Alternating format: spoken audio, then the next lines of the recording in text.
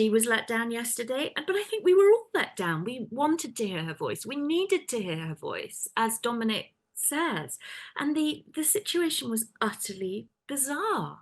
And he does have a number of people he needs to get through, but he got through that number and called on other people and still didn't ask her.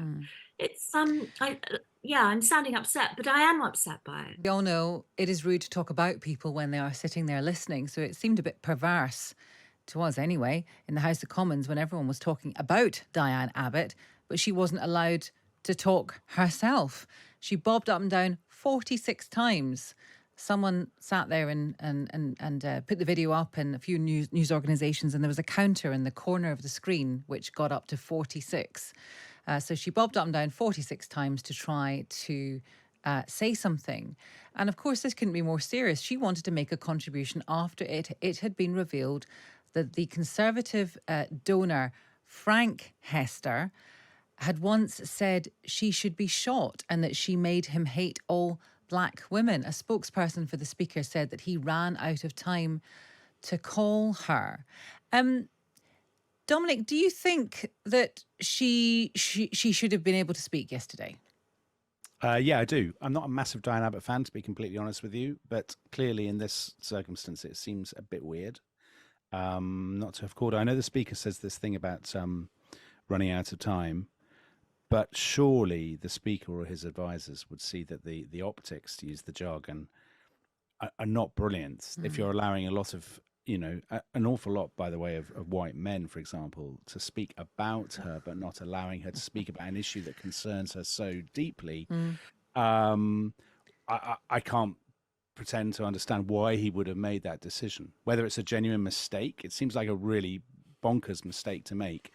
But it looks terrible. I mean, it does look bad. There's no way of getting. There's no way of getting away from that. The image of a black woman who has suffered so much abuse in her career, being denied the opportunity to speak when she is at the centre of the controversy, just is bizarre. Dianne Abbott seems to be, if you look at comments and online, you can't get more serious really than someone saying that a particular person should be shot. I think that's almost more gobsmacking for me than the other stuff. But then people say, oh, this is very shocking. However, I don't really like her, or I don't really like her, but. And I noticed that you said that, and that, that's fine. I'm just wondering why you're not a particular fan of Dianne Abbott. Oh, I don't really agree with her politics. I don't hold her in high esteem as a politician, but you're absolutely right. That is completely irrelevant. It doesn't matter who the politician is. As you say, if they're the subject of death threats, or if the storm is about them, then clearly they should be allowed to speak in their own defense. And I guess you would say even more so in the case of somebody who has been spoken about, who's been objectified so much since the 1980s when she went into politics. It would seem that the burden of, the responsibility to allow her to speak is all the more important. Hannah, what did you make of what happened yesterday in the House of Commons? It's funny, Asma, as you were asking that question, I suddenly felt quite tearful. And I suppose there's obviously a gender aspect.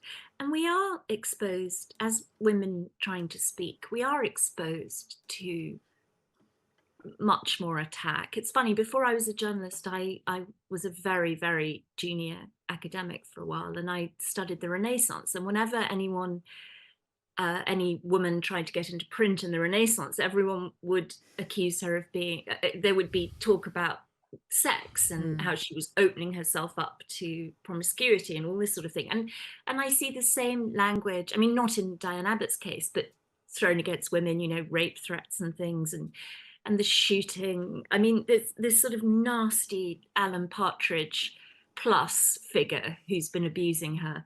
And I think she was let down yesterday, but I think we were all let down. We wanted to hear her voice. We needed to hear her voice, as Dominic says. And the situation was utterly bizarre. And he does have a number of people he needs to get through, but he got through that number and called on other people and still didn't ask her.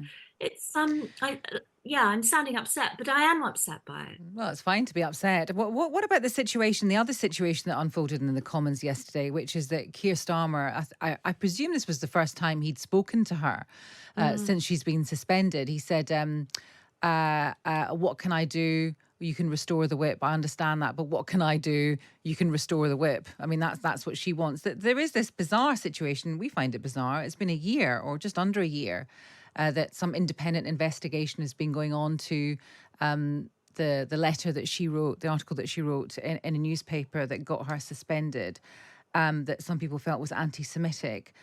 Whereas Andy MacDonald everything was investigated within 5 months and the whip was restored.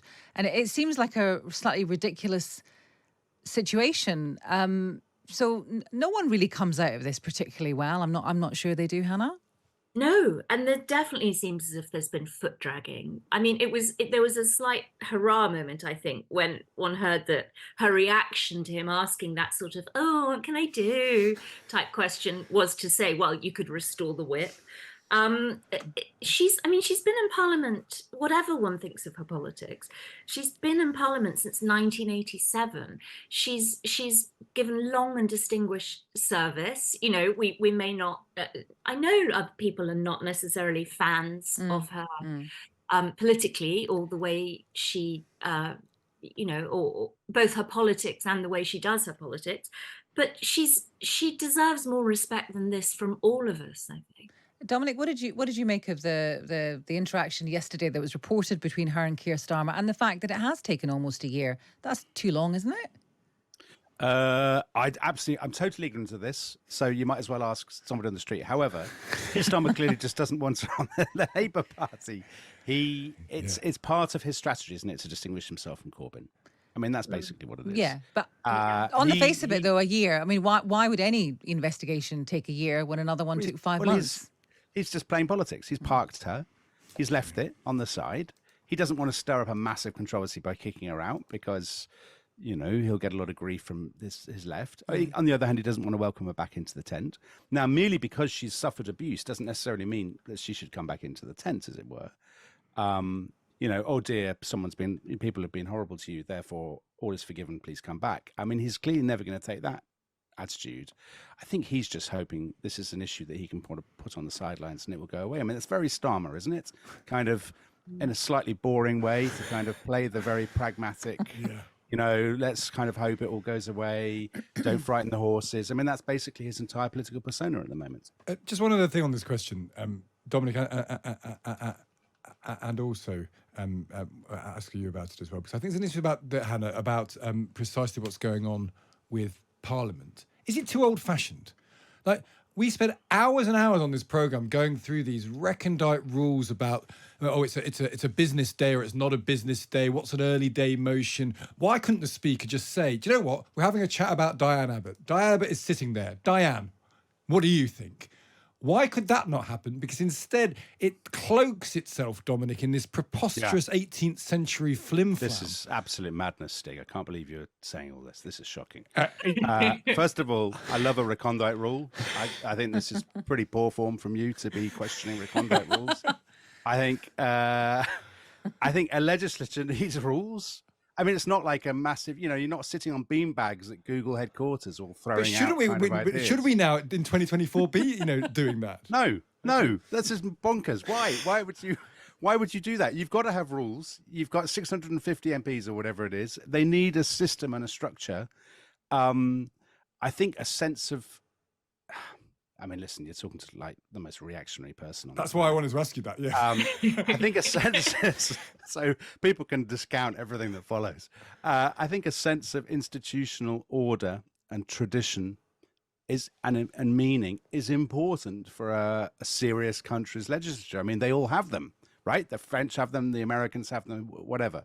I think to have a system of rules that politicians are following to govern their debate, to channel it properly, and a sense that you are part of a bigger story, a story that goes back before you were born. I think that's actually really important for a political system. It gives it meaning, gives it identity. Hannah, should it be rules based on the 19th century way of doing politics? That's the question as a non-reactionary I'm asking.